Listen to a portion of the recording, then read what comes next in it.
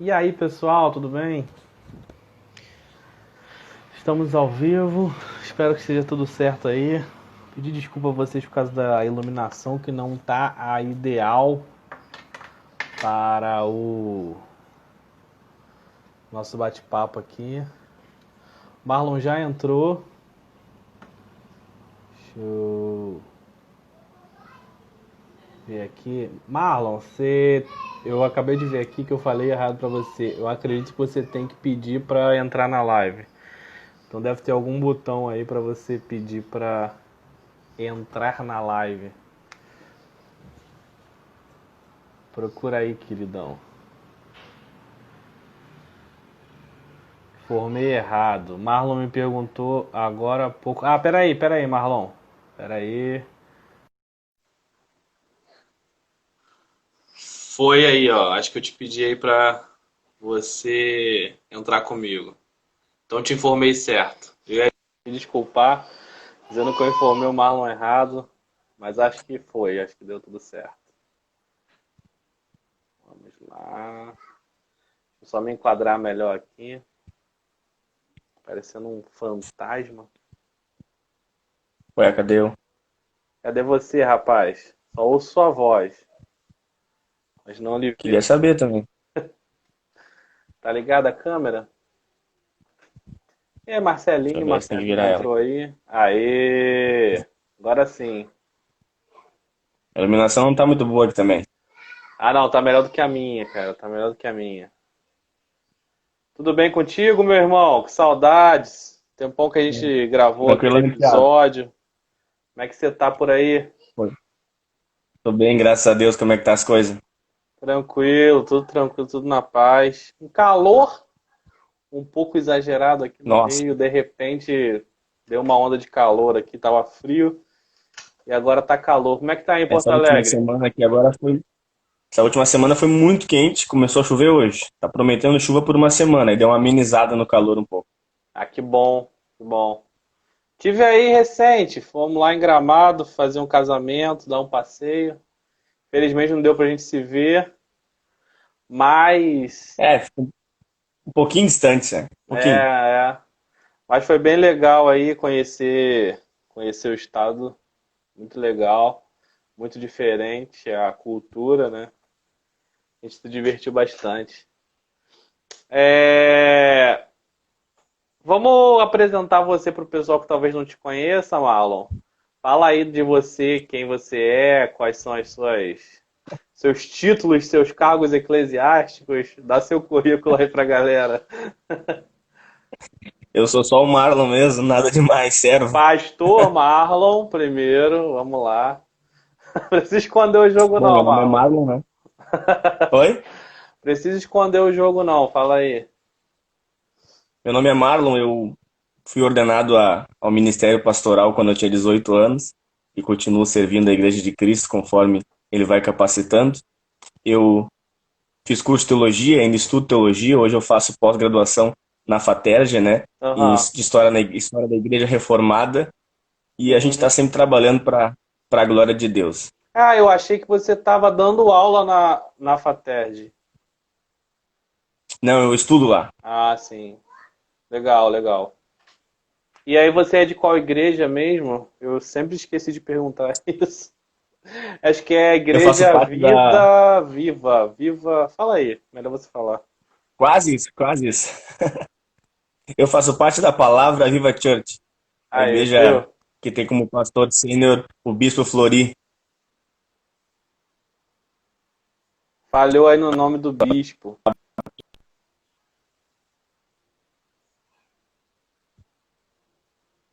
Para mim é que falhou no nome do bispo. Se puder repetir aí o nome do bispo. É o Bispo Flori, Pedro Flori. Legal, um abraço aí, pastor. Cara, você foi ordenado com 18 anos. Isso. É comum daí, da sua igreja, ou foi um caso raro, como eu imagino que foi? Que por aqui a gente não vê. Eu não fui ordenado no ministério que eu faço parte hoje. Fui ordenado em outro ministério e nesse ministério é comum, né? É. não tem nenhuma faixa etária mínima, claro, 18 anos é o mínimo, né? Mas não Aham. tem nenhum critério assim de atingir os 30 ou coisa parecida para ser ordenado. No momento que a pessoa, né, já passou pelo processo necessário de preparo, Aham. ela é ordenada, enviada e já começa a exercer o cargo de pastor. Que legal, que legal. Então você já tem um tempinho de ministério, né? Você já tem um tempo de Vai experiência. fazer 7 anos, vai fazer 7 anos já. Que legal, cara, que legal. Bacana. Então, o papo que a gente vai bater hoje, né? Além de te conhecer, te apresentar aí para os nossos amigos, é em relação à questão dos excessos que a gente vê na igreja, né? A gente vê muito excesso, muito exagero nas igrejas e no mundo em geral, né? E a gente sempre prega que uma vida mais equilibrada é melhor, muito embora alcançar esse equilíbrio é que seja o problema, né? E aí É eu vi que você escreveu um e-book e tinha disponível lá no seu Instagram. Eu baixei, comecei a ler, mas aí depois eu acabei formatando o celular, perdi. E aí você me enviou essa semana. Eu não consegui terminar de ler o livro, mas assim, eu li o começo e passei o olho assim em umas partes assim que eu achei mais essenciais. Aquela leitura ruim, né? Aquela leitura porca. Mas eu vou ler o livro ainda, com certeza. Mas eu achei muito interessante o tema e os assuntos que você abordou, né? Bem polêmico, mas em relação a equilíbrio. Então, eu vou primeiro ler aqui um trechinho que eu achei bem legal, lá do finalzinho do livro. Acho que nas suas conclusões você fala assim: como seria bom se nos dias de hoje todas as igrejas buscassem esse equilíbrio? Não podemos desmembrar o Evangelho de Cristo, pois quando o anunciamos e o vivemos de maneira plena, ele é poderoso para tratar do nosso corpo, alma e espírito. Muito legal essa fala sua. Eu vou querer que você já fale aí sobre o livro, sobre o e-book, sobre o assunto aí em si. Tiago, esse e-book eu escrevi ele faz algum tempo já, faz bastante tempo, faz alguns anos já. Ele ficou guardado assim como ideia por um bom tempo. Depois eu decidi, né, mexer nele de novo e disponibilizar para as pessoas aí para abençoar a vida delas de alguma forma. Esse e-book ele é resultado de uma pregação minha que eu preguei há muito tempo atrás e falava exatamente sobre isso, né? Sobre extremos. Muitas pessoas acabam criando extremos e colocando eles no evangelho como se eles fizessem parte do evangelho, quando na verdade o evangelho é extremamente equilibrado. O evangelho não trabalha com extremos, ele não é extrema esquerda ou extrema direita e nem nada parecido. O Aham. evangelho, ele é equilibrado. Então a ideia era suscitar nas pessoas, né, esse interesse por conhecer o evangelho como ele realmente é, por entender o que é evangelho mesmo e o que é do homem, né? O que muitas vezes é colocado como bagagem humana sobre o evangelho que nada tem a ver com aquilo que Cristo nos deixou, com aquilo que os apóstolos divulgaram e espalharam pelo mundo, né? Então a Uhum. ideia era de modo resumido, de modo claro, alcançar pessoas leigas, não é um livro para não é um e-book para teólogo, pessoas aprofundadas no conhecimento bíblico, mas principalmente para pessoas que têm essa curiosidade de entender melhor o que é o Evangelho. Uma resposta bem simples sobre o que é o Evangelho. E uma coisa a gente pode ter certeza: o Evangelho não é extremo. Ele Aham. é algo que traz equilíbrio em todas as áreas da nossa vida. Sim. Eu acho que o evangelho ele é extremo para quem é extremo, né? Porque para pessoas que são muito extremistas, o evangelho acaba sendo o extremo do equilíbrio, né?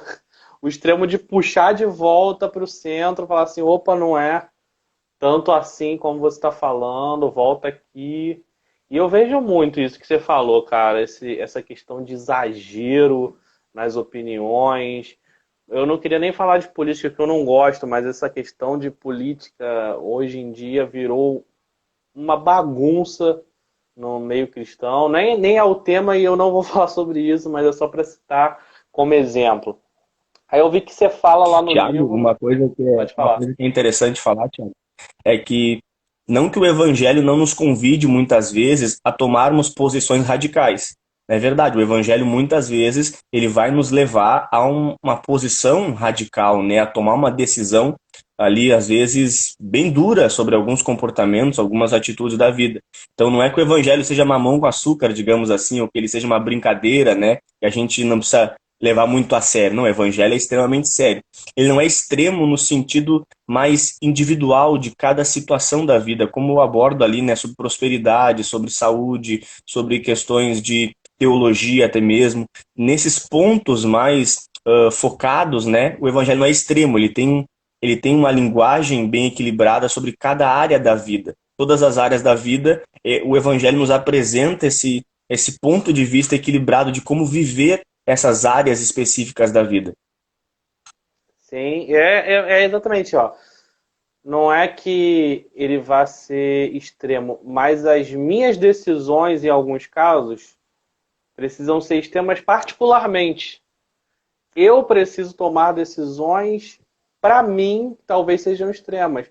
Mas quando eu transpasso isso e tento impor para o outro, que normalmente é o que acontece, né?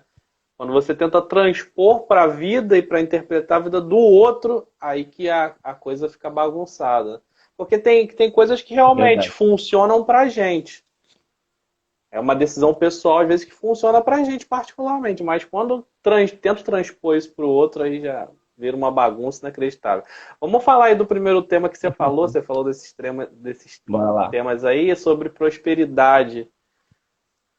Prosperidade na igreja é um assunto polêmico, né? Bastante, bastante. E ali no e-book eu comecei falando sobre esse assunto porque eu acho que é um dos que mais suscitam polêmicas na igreja. Eu acho que é onde envolve dinheiro, já mexe no coração de todo mundo, já No balança bolso, o né? coração das Mexe no pessoas. coração e no bolso. Mexeu no bolso, tem gente que converte tudo, só não converte o bolso, a carteira, né? Daí já fica um negócio mais embaixo. É tenso mesmo. Mas fala aí, qual é a sua opinião sobre o tema prosperidade? Aliás, vamos falar aí das opiniões que a gente ouve, né? A gente ouve. Uhum. Bom, Pode eu falar. apresento ali, né, Tiago, os dois extremos que eu vejo que existem bastante, que é aquele grupo de crentes que é totalmente ligado na prosperidade, totalmente ligado no crescimento financeiro, no sucesso financeiro. O primeiro grupo extremista, né, que acaba tentando transformar o evangelho nesse extremo de prosperidade é esse, que tem como característica de um cristão verdadeiro o ser próspero. Como se uma pessoa, para ser realmente de Deus, ou uma pessoa de fé, para a pessoa poder ser vista como alguém que realmente é santo, uma pessoa que realmente, né, entendeu a palavra, ela tem que ter muita prosperidade, tem que estar sempre bem de vida, não pode passar nenhuma dificuldade, porque de contrário, quando a pessoa passa alguma dificuldade, quando a pessoa ela é afligida na vida financeira, é como se ela tivesse em pecado, ou tivesse com falta de fé, ou coisa semelhante. Então, esse é um extremo que existe no meio cristão, né? Pessoas que acham que a vida financeira abundante, que a prosperidade, que a riqueza é uma característica, é uma evidência do verdadeiro cristianismo. E o outro extremo é o contrário disso, né? Aquela pessoa que acha que quanto mais alguém é pobre, ou quanto mais uma pessoa é humilde no sentido de não ter as coisas, mais de Deus ela é. Como se dinheiro e evangelho não combinassem de jeito nenhum.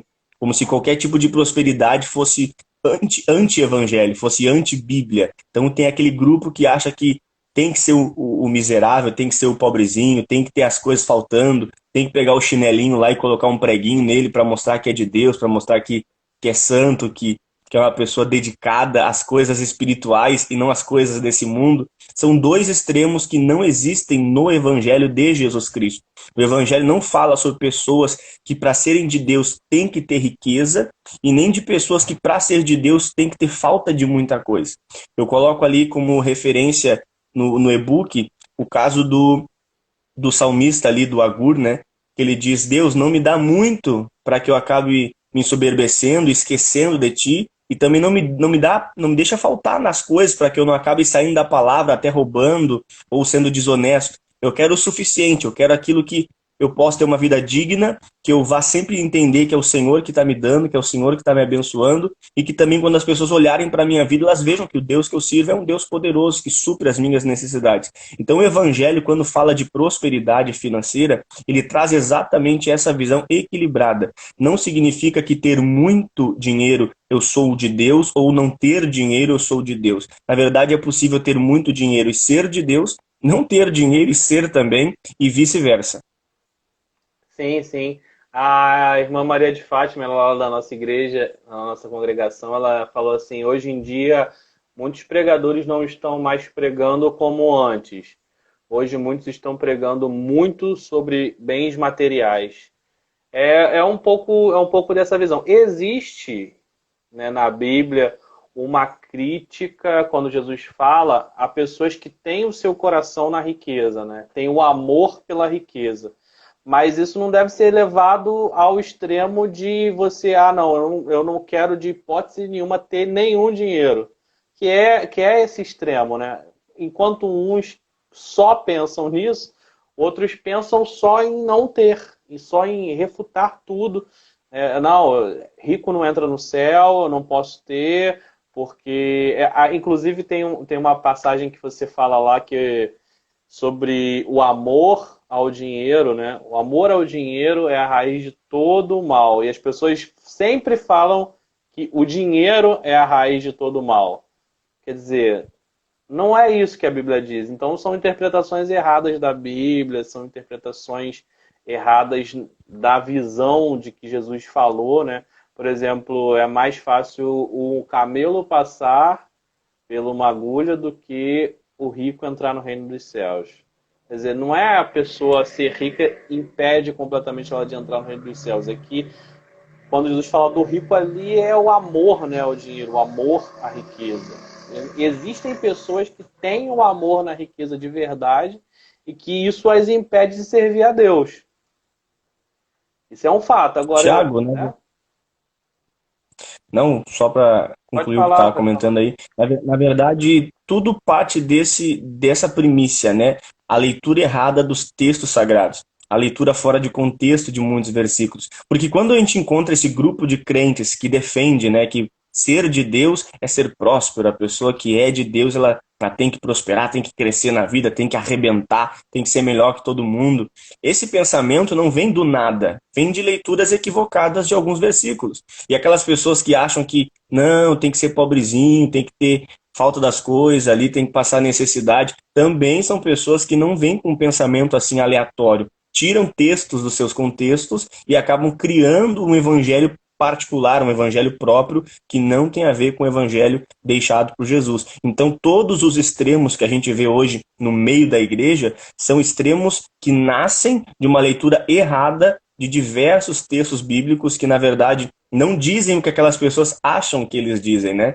Por exemplo, as pessoas que acham que o evangelho fala de ser rico, que o ser de Deus é o ter muita prosperidade. Acabam pegando exemplo de personagens bíblicos que foram muito prósperos, como Abraão, como Salomão, como os reis, né? E acabam achando que porque aqueles personagens foram prósperos, eles eram de Deus, então logo toda pessoa que é de Deus tem que ser próspera. É uma falácia lógica, né? Sim. Isso até parece que faz sentido, mas na verdade eu estou aplicando um texto que não diz respeito a mim, como se ele estivesse falando de um modo geral para todo mundo que é de Deus ser próspero, como foi Abraão, Salomão, Davi e assim por diante. Não, são textos individuais que falam de personagens reais de uma época, né, específica que tinha como propósito serem prósperos porque Deus tinha algo para fazer através da riqueza deles. Agora nós também temos pessoas na Bíblia que eram muito de Deus que não tiveram toda essa abundância. Exato. Os apóstolos mesmo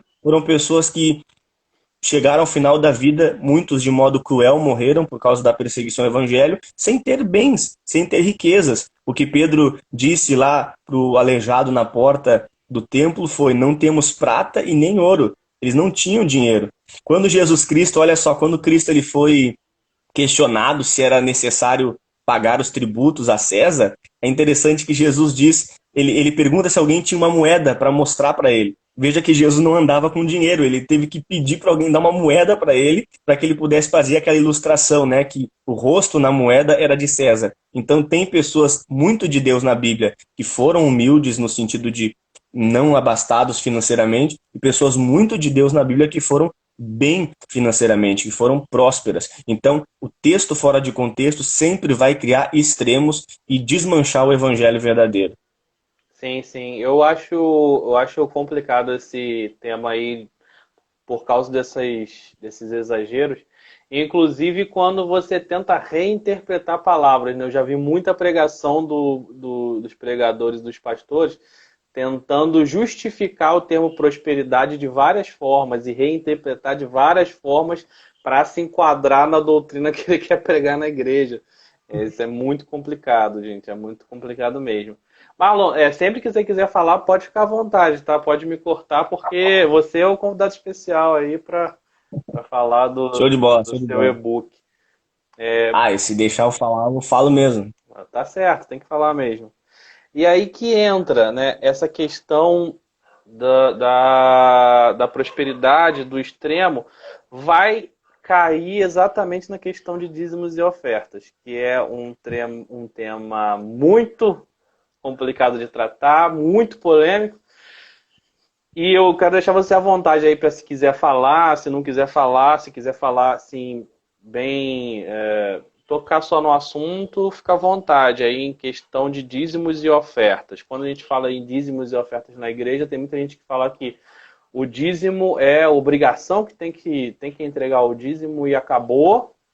Tem outras pessoas que dizem que o dízimo é uma coisa que já é ultrapassada, né, que não deveria dar o dízimo mais, que a oferta deveria ser repensada, atualizada, para usar um termo aí da moda.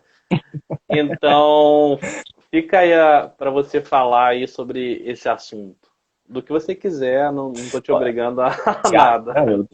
já que eu tô aqui, eu vou falar tudo que quiser mesmo. Tiago, esse com certeza, esse assunto dízimo e oferta, quando a gente fala de prosperidade, esse assunto entra, né? Eu acho que, na Aham, verdade, quase todo debate cristão, quando o crente se junta para debater Bíblia, sempre vai entrar o assunto dízimo e sim. oferta. Como a gente disse, né? O bolso, às vezes, é o mais difícil de se converter. Mas eu falo um pouquinho, bem pouco, sobre dízimo e oferta no e-book, eu trago um esclarecimento ali, a minha visão que eu tenho a respeito desse assunto dízimo e oferta. Mas, com certeza, esse assunto, por ser extrematizado, por ser colocado em extremos, ele é um dos que mais afastam pessoas da igreja. Exato, Sem dúvidas, exato. muita gente se afasta da igreja Aham. por causa desses extremos que são criados quando o assunto é dízimo e oferta, quando o assunto ele é contribuição. O que eu vejo, Tiago? Que um grupo defende a obrigatoriedade do dízimo para a igreja, né? Aqueles que ensinam que quem não der os 10% é amaldiçoado.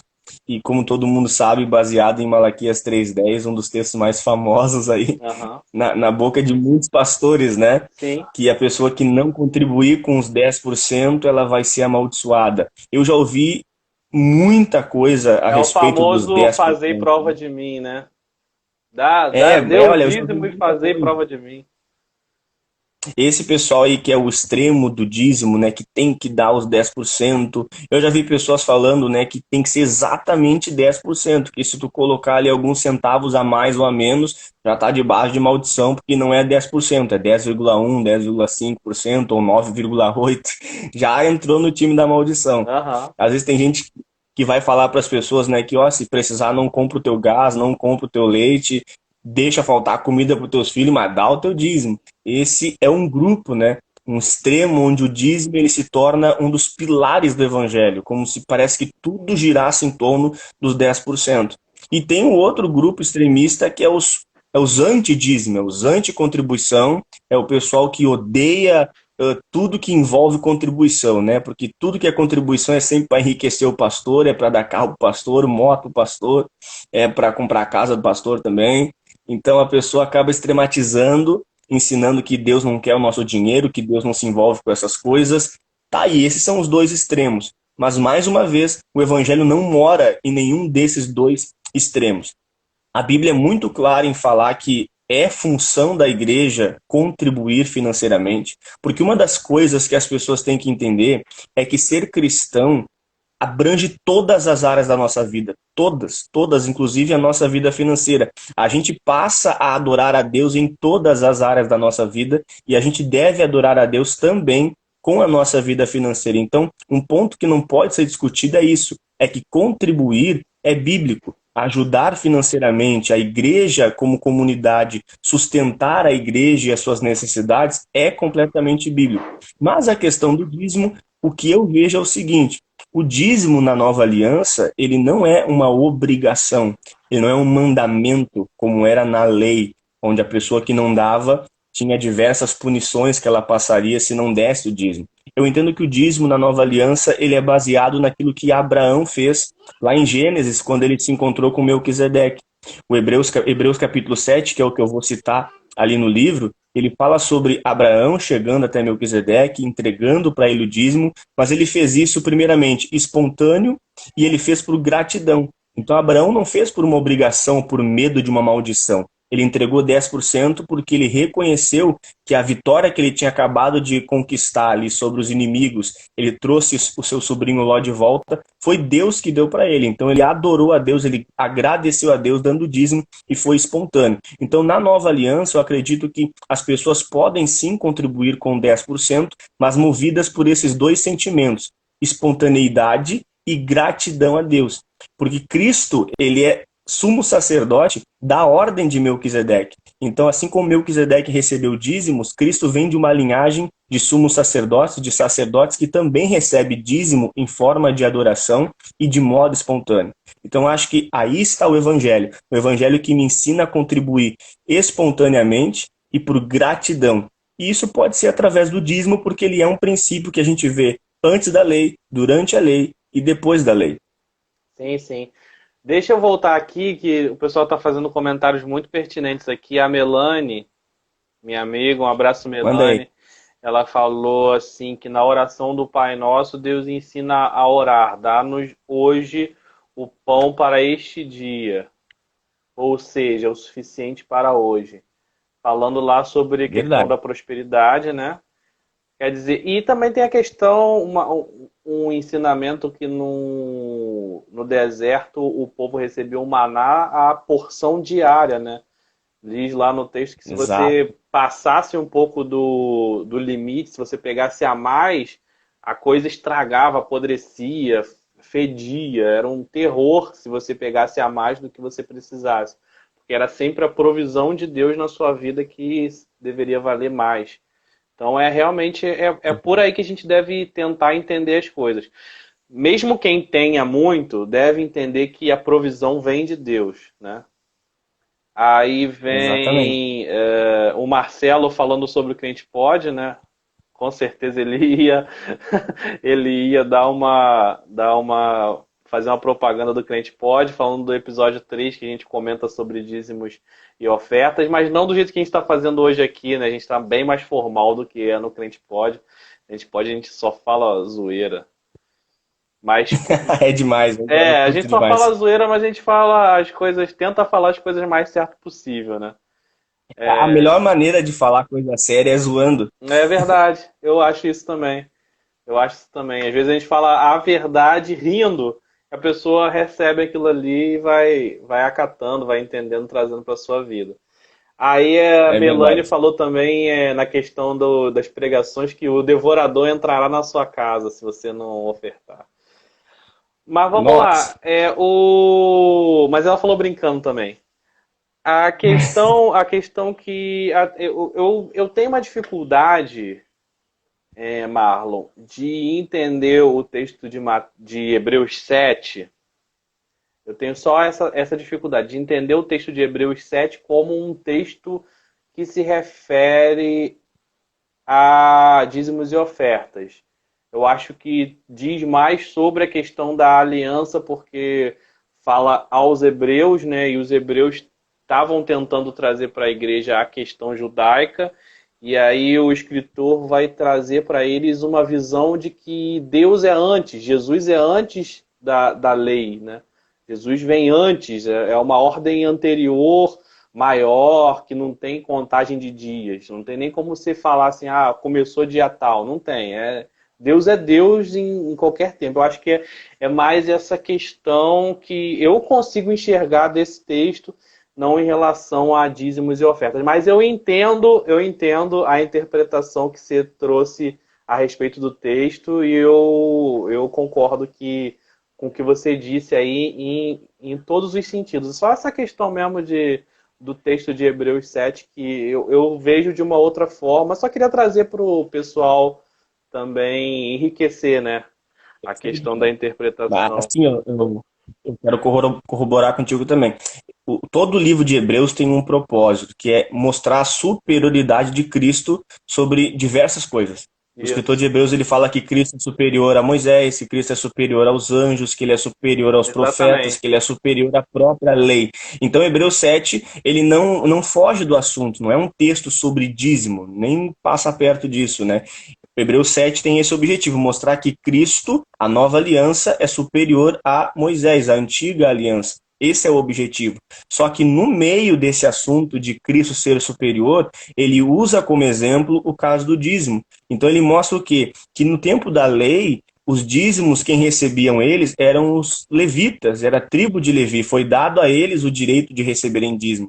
Mas Cristo, que veio depois, que é maior do que a tribo de Levi, na pessoa de Melquisedeque recebeu dízimos. O que o escritor disse? Quando Abraão entregou o dízimo a Melquisedeque, Levi ainda não tinha nascido. Levi estava nos lombos de Abraão. Ele foi um descendente de Abraão. Então, quando Abraão entregou o dízimo a Melquisedeque, o que o texto está dizendo? Que a tribo de Levi estava se curvando diante do verdadeiro sumo sacerdote, que era Melquisedeque, que representava Cristo, e dando para o verdadeiro dono de todas as coisas o dízimo. Adoração. Então, o texto não Exato, o texto não fala sobre dízimo em si, mas ele mostra que Cristo é superior à lei de Moisés, porque ele recebe dízimos daqueles que tinham direito de controlar os dízimos, que eram os levitas. Essa é a questão ali de Hebreus 7. Perfeito, perfeito. Então foi bom eu ter falado aí para extrair mais um pouco de conhecimento desse, desse Show de bola. conhecedor, aí, desse professor maravilhoso que a gente tem aí.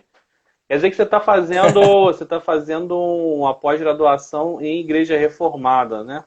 Igrejas reformadas ou Isso. reforma. É sobre a reforma protestante ou sobre as igrejas reformadas? Eu faço especialização em história da igreja na perspectiva reformada, né? A FATERJ é uma faculdade reformada, é uma Aham. faculdade que está ligada a uma igreja reformada, então todo o curso ele é baseado na visão reformada. Eu sou apaixonado pela visão reformada, apesar de não ser, né, de igreja reformada, Pois digamos é. assim, de linha Eu ia perguntar isso calvinista, né? agora para você. Era a próxima Não, eu não pergunta. sou, não sou calvinista. Não sou calvinista, mas eu sou, digamos assim, simpatizante com a teologia reformada e absorvo muita coisa do calvinismo, como absorvo muitas coisas do arminianismo também, e tiro ali o que é proveitoso e o que eu vejo que a escritura ensina. Mas eu gosto muito de estudar a linha reformada, então decidi fazer ali a minha especialização com eles e está sendo muito bacana. Perfeito, perfeito. Muito bom. Quero convidar os nossos participantes aqui da live, que estão aí assistindo, se tiverem perguntas para enviar para o Marlon, tiver comentários a fazer, fiquem à vontade, podem falar aí, tá? Que a gente vai, na medida do possível, lendo. Eu não sei como é que tá a questão do tempo, deixa eu ver aqui, 10h07, deve ter mais meia hora aí, mais ou menos, de live. Mas eu também não Ah, tem quero. tempo esse negócio? Nem sabia. Acho que sim. Acho que sim. Teve uma vez que eu tava fazendo e a live caiu de repente, eu fui ver e tinha estourado o tempo. Mas aí. E também para não ficar enfadonho pro pessoal, né? Muito tempo de live eu vou postar lá depois no nosso IG. Beleza. E conforme for, vou tentar postar no meu canal no YouTube também, mas eu preciso pedir sua permissão primeiro para fazer tal coisa. Depois você faz a transferência bancária aí que a gente combinou antes da live. Beleza, beleza. O dízimo, é dízimo não? Isso mesmo. Segunda ordem de Marlon. Boa, boa. Show de bola. Aí eu queria falar em relação a trabalho e presença na igreja, porque muito se fala em dinheiro, né? dinheiro, dinheiro, dinheiro, dinheiro, dinheiro, dinheiro, dinheiro. Mas eu vejo um grande problema na questão do trabalho das pessoas na igreja e da presença delas, porque muito é cobrado também das pessoas a presença.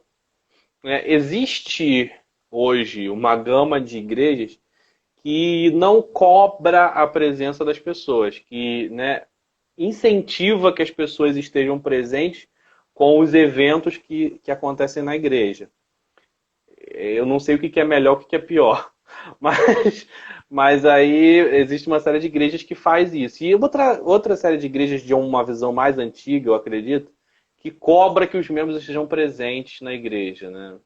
Ah, se tem o culto de quarta-feira, tem que estar no culto de quarta, vocês têm que estar aqui presente. Além da presença, cobram o trabalho das pessoas. Quer dizer, se você faz parte de um coral, você tem que ensaiar constantemente. Se você faz parte de um ministério de louvor, tem que ter aquele ensaio constante, né? Penoso até. E para os obreiros, então, nem se fala, se cobra muito a questão do trabalho. E aí eu sei que talvez não esteja tão elaborado lá no livro, mas eu queria propor esse assunto para você falar. E o que você pensa desse assunto? Show de bola, Thiago, show de bola. Também é um assunto bem interessante, né? Se a gente fosse criar uma lista, né? Não que exista uma lista, mas se a gente fosse criar uma lista de prioridades, eu diria que essa lista tem Deus em primeiro lugar, depois nós temos a nossa família, depois em terceiro lugar ainda nós temos o trabalho e em quarto lugar nós temos a igreja e suas atividades. Eu entendo que uma pessoa para poder desenvolver seu ministério na igreja, para poder ser um cristão que serve bem na igreja, ela tem que estar bem resolvida com Deus, com sua família e com o seu trabalho. Se a gente inverter essa ordem, a pessoa acaba não conseguindo desenvolver um bom serviço em nenhuma dessas áreas, nem para com Deus, nem para com a família, nem para com a igreja, nem para o trabalho. Então, se a gente colocar as coisinhas nessa ordem, a gente consegue servir a todos, né, de uma maneira excelente. E esse é o grande, vamos dizer assim, ponto maravilhoso do Evangelho. O Evangelho não nos traz esse peso da obrigação. O Evangelho me ensina que tudo que eu faço é por gratidão a Deus. Então, quando a gente pega aí algumas igrejas, né, que acabam pressionando os membros a estarem em todos os cultos, o congresso, aí o evento dos jovens, aí o encontro de casais, e meu Deus, quem faz a obra tem que estar lá na vigília e no culto de manhã cedo já de novo. Quando a gente pega igrejas que fazem isso, criam esse peso de tarefas e trabalhos, a gente está transformando o evangelho num judaísmo, numa religião de obrigações. E o evangelho não é judaísmo e não é uma religião, né, que é alicerçada sobre obrigações. Cristo na cruz já fez todas as coisas. A gente É. não tem que morrer pela igreja de novo, porque Cristo já morreu por ela. A gente, tudo que faz hoje pela igreja é por gratidão àquilo que Deus já fez na nossa vida. Então a gente serve a igreja sim, a gente congrega sim, a gente procura interagir com o corpo sim, mas tudo isso movido pela gratidão e não pela obrigação ou pelo peso de que me foi mandado fazer, porque senão Deus vai estar triste comigo. Deus está feliz com você quando você honra Ele aonde você está, seja na igreja, seja cumprindo atividades da igreja ou sendo um bom funcionário no seu trabalho, sendo um ótimo marido em casa, uma ótima esposa, ou no seu particular, no seu sozinho com Deus. Sim, eu queria pedir aos nossos ouvintes aí da live, não sei como é que, espectadores da live, que dissessem aí pra Pessoal que gente, está assistindo. pessoal que está assistindo, que dissessem aí pra gente se vocês já se sentiram na vida de vocês obrigados de alguma forma a estar presente em algum.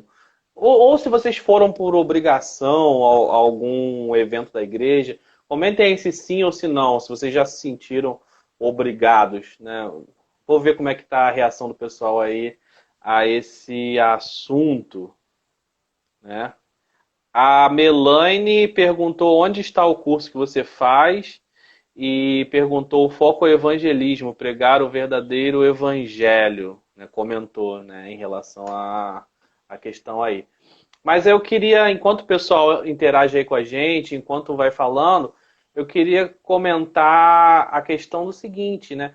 A mordomia cristã, né, para quem não está acostumado com o termo, mordomia cristã seria o serviço que a gente presta para Deus, né, em gratidão ao que Ele fez por nós, Essa mordomia cristã dos dons que ele nos deu, dos talentos que ele nos deu, a gente colocar em serviço, ela não é feita no templo, né? Quando você falou aí do judaísmo, o judaísmo exigia presença uma vez por semana, eu acho, no templo, né? Nossas igrejas é quase a semana Verdade. inteira. Então, assim, a mordomia cristã não é exercida no templo, ela é exercida na vida.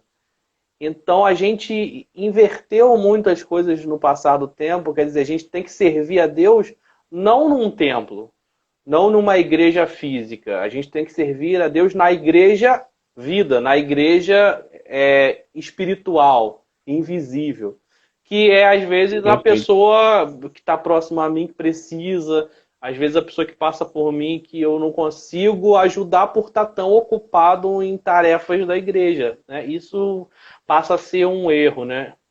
E aí, bom, enquanto eu estava falando isso aí, a Michele comentou que sim. Michele Pedrolo, conhece?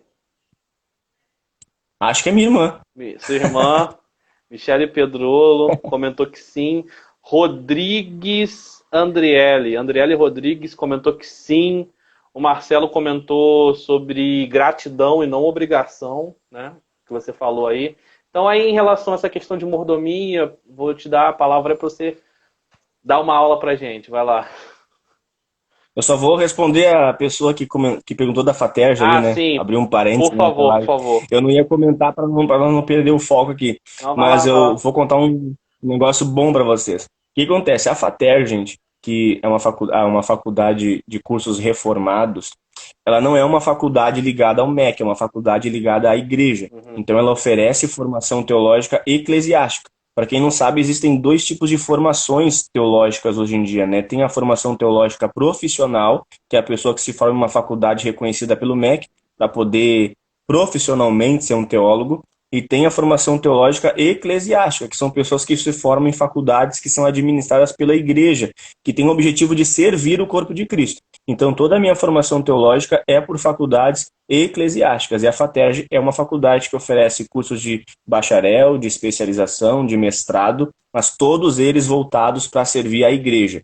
E a FATERJ está com, vamos dizer assim, uma promoção, que ela está oferecendo o curso de bacharel em teologia 100% gratuito. É uma bolsa que eles estão oferecendo aí por tempo indeterminado para todo mundo que quiser se formar em teologia reformada, né? O curso de bacharel em teologia gratuito. É só colocar aí no Instagram ou no Google mesmo, FATERJ, curso de teologia. Aí depois sim, as especializações, as pós-graduações eclesiásticas, aí tem seus custos, seus valores para poder manter a instituição, mas quem se interessar é só colocar aí FATERJ, cursos de teologia, nas redes sociais ou no Google, que Top. você já vai conseguir mais Top informações. demais. Deixa eu só comentar aqui, a Melanie fez mais uma pergunta em relação a esse tema, falando o seguinte: não é bíblico entrarmos em comunhão com os irmãos? Eu já quero deixar minha resposta aqui. É claro que é. É óbvio que é bíblico e deve existir a comunhão entre os irmãos, entre os irmãos. O problema é que a gente focaliza só nisso, né? É isso que eu estava tentando explicar aqui. A minha visão é que a gente focaliza muito nisso e esquece de outras áreas da vida que precisam da gente também servir a Deus. Marcelo falou assim: já participei de reunião de obreiros sendo cobrado por não estar sendo assíduo no culto por conta do trabalho.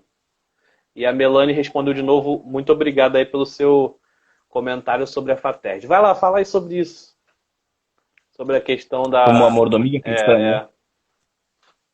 É, Como eu disse até em um determinado momento, nós estávamos conversando ali, quando a gente se converte a Cristo, a gente tem que entender que todas as áreas da nossa vida passam a ser para a glória de Deus. Algumas pessoas acabam criando uma divisão, né? Como coisas que são de Deus, coisas que são espirituais, e coisas que não são de Deus, não são espirituais, são seculares, digamos assim, né?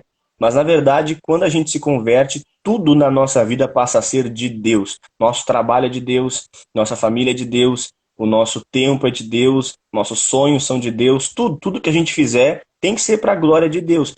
E por que isso acontece? Porque quando a gente se converte a Deus, a gente tem que entender que toda a nossa vida é dele, mas ele deixa nas nossas mãos a nossa vida porque nós somos mordomos. A gente administra a nossa vida, que na verdade não é nossa, é de Deus. Quando eu estou administrando a minha vida financeira, eu estou administrando não a minha, mas na verdade aquilo que é de Deus. Ele só deixou comigo porque eu sou um mordomo.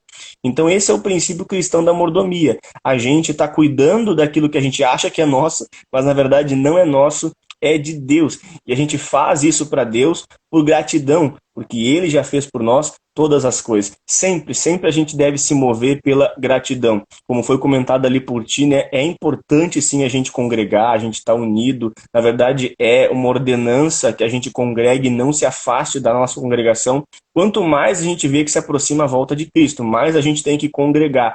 Mas não nunca por obrigação, sempre movido pela gratidão e o desejo de servirmos uns aos outros, porque Cristo nos capacitou com dons, então eu sirvo a igreja com os meus dons, e a igreja me serve com os dons que ela tem, e a gente vai se abençoando um ao outro.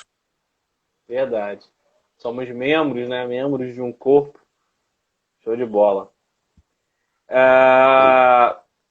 Eu vou entrar agora na questão muito importante, enquanto entra um pastor aqui, ó, Rodrigo Albuquerque, pastor. Pena que ele perdeu a parte, a parte anterior, que rolou um baita de um sorteio, Rodrigo. Poxa, uma pena. Mas, brincadeira. Mas, agora a gente vai entrar numa questão que eu ouvia se falar mais, né? Durante a minha infância toda eu sempre ouvi esses debates, que era a questão de doença e da cura, se o crente pode ficar doente ou não, se a cura vem de Deus, é uma coisa quase que obrigatória vir, o crente não pode morrer doente, por exemplo. Ouvia muito isso quando era criança. E aí o debate foi mudando muito com o passar do tempo por causa da questão da prosperidade. Só que a gente começou a viver uma época em que se voltou a falar sobre isso por causa da pandemia, né? A gente foi forçado a começar a falar de novo sobre a questão de doença e em relação principalmente à pandemia que a gente está vivendo, sobre essa questão aí da fé em relação à cura, a fé em relação a ficar doente. E aí vou dar a palavra para você falar aí à vontade sobre esse tema. E se quiserem mandar perguntas, Thiago, aí os nossos ouvintes fiquem à vontade. Tem um capítulo do e-book, né, que eu separo para falar sobre os extremos da cura, porque é um outro ponto aí que briga com a prosperidade para ver quem é que cria mais confusão, né? Tem um grupo de cristãos, tem um grupo de crentes, um grupo de igrejas que extrematizou o evangelho no sentido de que hoje em dia Deus não cura mais pela fé, né? Digamos assim, não há mais dons de cura, não existe mais o sobrenatural de Deus acontecendo através de pessoas que receberam dons de cura. São aqueles que são chamados na teologia de cessacionistas, né? Que acreditam que os miraculosos, milagres que aconteceram na época de Cristo já não dizem mais respeito à igreja dos tempos presentes. Então, eles colocam o evangelho nesse extremo. Não tem mais que ficar buscando cura ou acreditando que pela oração ali, né, pela imposição de mãos ou por alguém que tem esse dom, a pessoa vai ser curada. E tem um outro extremo daquelas pessoas que acham que toda doença tem que ser resolvida pela oração, que toda pessoa que fica doente, ela cometeu algum pecado, ela precisa urgentemente se arrepender, confessar seus pecados para que ela possa ser curada. Então são dois extremos que, mais uma vez, nada tem a ver com o evangelho. Os que não creem em cura divina e acham que nós temos que deixar esse negócio de cura para lá, só para os médicos, não envolver isso mais na igreja, a igreja tem que parar de falar desse negócio de cura. E aqueles que acham que toda doença, toda enfermidade tem que ser pelo meio da oração, que tem que ser resolvido, tomar remédio é pecado, ficar indo no médico é pecado, cuidar da saúde, né, não sendo de um jeito espiritual é pecado. Dois extremos que fazem muito, muito mal para a igreja de Cristo, né? Mas o que a gente vê no evangelho? O evangelho é maravilhoso, ele é extremamente equilibrado. O que a gente vê no evangelho é o seguinte, que quando Adão ele pecou, quando Adão e Eva eles abriram as portas para que a morte entrasse, toda a criação entrou em colapso, toda a criação entrou em desgraça. E junto com essas desgraças veio as doenças e enfermidades. Então, certamente, doença e enfermidade não é projeto de Deus ou plano de Deus, digamos assim, de modo ativo, né?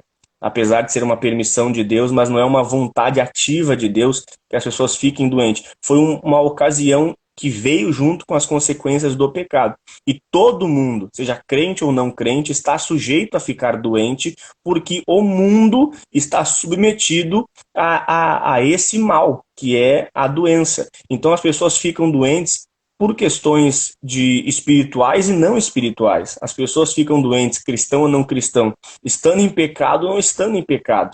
O Evangelho não ensina isso para nós, né? Que toda doença é fruto de um pecado, ou que ficou doente, não adianta agora querer resolver pela fé, vai procurar um médico. Não. A gente tem que entender que cada caso é um caso. Tem casos de enfermidades que são espirituais, como a gente vê nos evangelhos. Jesus Cristo cura uma mulher chamada Ana, que andava encurvada por muitos anos, e Jesus diz que é Satanás que fazia aquela mulher ficar encurvada. Então, era uma doença e era espiritual. Era uma coisa que tinha que ser resolvido espiritualmente. Mas tem outros casos de doença na Bíblia que não era demônio, não era espiritual, são questões naturais da vida que qualquer pessoa está sujeita. Então, o que o cristão, o crente tem que entender é isso. Eu estou doente, eu estou enfermo, bom, eu devo orar sim, eu devo exercitar minha fé, porque o nosso Deus ainda cura. Devo crer na imposição de mãos de pessoas que têm dom recebidos pelo Espírito Santo de cura. Todos os dons, eu creio, estão em evidência, estão funcionando, eles não pararam de funcionar. Eles estão aí distribuídos pelo Espírito Santo. Mas também, né, às vezes haverá necessidade de eu me tratar, de eu buscar um medicamento, de eu procurar um médico. Nenhuma das duas coisas são erradas. Nenhuma das duas coisas são opostas ao Evangelho. Eu posso ter a sabedoria de orar e crer e também, quando necessário, tomar o medicamento, ir ao médico, fazer o procedimento necessário, porque as duas coisas são prudentes e são certas. Sim, sim. Poxa, Alan, foi um tempo muito bom que a gente passou aqui. Tem uma participação aqui, ó. Eu acredito que Deus pode curar, até porque Deus é poderoso, mas algumas pessoas acham que Deus é obrigado a curar alguém, né? Mas ele cura se ele quiser, e quando cura é para a glória dele, e quando não cura também. Uau!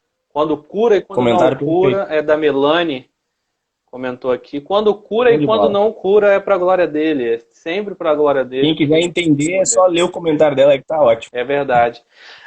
Eu queria falar mais, tinha mais um monte de perguntas aqui que eu separei, mas é óbvio que não deu tempo de fazer tudo isso, a gente já vai encerrar, e eu queria deixar esses últimos minutos para você falar sobre o seu podcast, sobre você, como a gente consegue esse e-book, se vai sair ainda, se vai ser lançado, como é que vai ser essa história aí. Fala aí, Marlão, dá suas últimas considerações aí para essa galera Bom, que está nos ouvindo. já quero te agradecer pelo convite, foi show de bola, é sempre bacana demais estar contigo, estar com o pessoal aí do Crente Pod, é Show. muito bom mesmo, a gente conversa e flui, né, esses assuntos que a gente consegue dar risada quando dá para dar risada, falar sério quando tem que falar sério, então para mim é sempre um prazerzão, é uma honra estar sempre contigo aí, sempre com vocês. Que Bom, bom, irmão. o podcast, o Biblicast, né, eu até dei uma pausa, assim, digamos, de novos episódios. Os episódios antigos continuam nas plataformas, mas eu dei uma paradinha, porque, assim, eu tô com muitos projetos, e quando eu começo a ter muitos projetos, eu acabo não colocando nem em prática se eu não decidir colocar em ordem o que vem primeiro e o que vem depois, né? Prioridade. Então eu tô com bastante ideias aí para 2021 que envolve o podcast, mas também envolvem outras coisas da minha vida. Então eu dei uma pausa de novos episódios, mas o Biblicast continua nas plataformas, como eu disse, os episódios que eu já gravei, mas logo logo a gente volta a gravar. Mas o Biblicast, por enquanto, eu não tenho gravado novos episódios, por causa dessa questão de eu colocar prioridades, né, sobre alguns pontos da minha vida para conseguir me dedicar bem para tudo que eu quero fazer. Se eu fizer tudo junto, não vai fluir nada, né? É E verdade. sobre o e-book, Thiago, se alguém quiser ler ele, né, é só entrar em contato comigo aí pelo direct do Instagram mesmo. Me Show. chama ali, pede que eu consiga o e-book. Foi um e-book que eu escrevi sem pretensão alguma de lucrar com ele. Eu quero distribuir para as pessoas mesmo, entregar para todo mundo aí. Mas não acho errado, tá? Alguém que faz um e-book, um livro aí cobra, acho que é um direito de quem faz, né? Até porque para poder divulgar um livro, um e-book, tem custos, tem Com despesas e certeza. todo trabalhador é digno do seu salário. Mas eu, né, nesse caso, o e-book, né, eu estou distribuindo ele para quem quiser ler. Futuramente, quando eu tiver ele impresso, né, livro mesmo, aí sim vai ter algum custo para alguma pessoa, para as pessoas que quiserem adquirir o livro, até porque não tem como produzir ele de graça, né? Mas o e-book é só me chamar no direct que eu consigo aí. A Melanie falou que quer o e-book, eu acredito que mais pessoas vão querer ler, que é muito bom. Aliás, tudo que o Marlon produziu até hoje, que eu tive acesso, eu gostei muito, tanto o e-book quanto os episódios do Biblicast, que é o podcast dele. Para quem não está familiarizado com podcast, é um arquivozinho de áudio que você consegue ouvir lá no Spotify, de graça, e é um conteúdo muito bom que o Marlon disponibiliza lá, tá? A gente do Crente Pod, a gente faz um negócio mais de brincadeiras, assim, de zoeira, mas a gente fala da palavra de Deus também. E é demais, é top. Só que o Biblicast é sensacional porque é uma coisa assim direta. Fala de Deus de forma direta, de forma clara, sem exageros, né? Então eu recomendo tudo que o Marlon produziu e que eu acompanhei até agora, eu estou recomendando. Então, o Biblicast e o livro dele, o e-book sobre extremos, uma vida, um evangelho de equilíbrio, né? Então, Os gente, perigos de um evangelho desequilibrado. aí, isso aí. Extremos, os perigos de um evangelho desequilibrado. Então, é isso. Muito obrigado a quem acompanhou aí. Marlon, um abraço, um beijão aí no seu coração. Muito obrigado mesmo por ter Valeu. aceitado. Eu, se Deus quiser, vou estar chamando outras pessoas uma vez por semana para estar aqui conversando. E eu espero ter você aqui de volta, né, Com certeza, nesse, vou estar acompanhando. nesse nosso humilde canal aqui de comunicação com a galera. Um abração aí para Vou estar ligadão. todos. Um abraço, Marlon. Valeu. Abração, parceiro. Fica na paz. Até a próxima. Tchau, pessoal. Paz, tchau, tchau.